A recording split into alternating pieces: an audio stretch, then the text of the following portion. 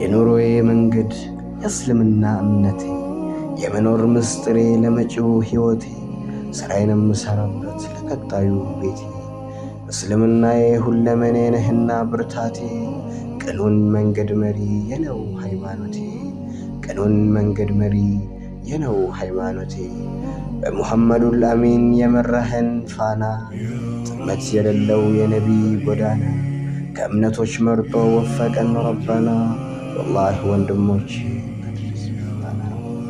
አላህ ሆይ ያቆየን በዚህ ዲናችን አደራህን ጌታዬ ጽናቱን ለነፍሳችን ተወላዋይ ናትና ሰብትና ጌታችን ሰብትና ያ ረቢ በዚህ እምነታችን ሰብትና ያ ረቢ በዚህ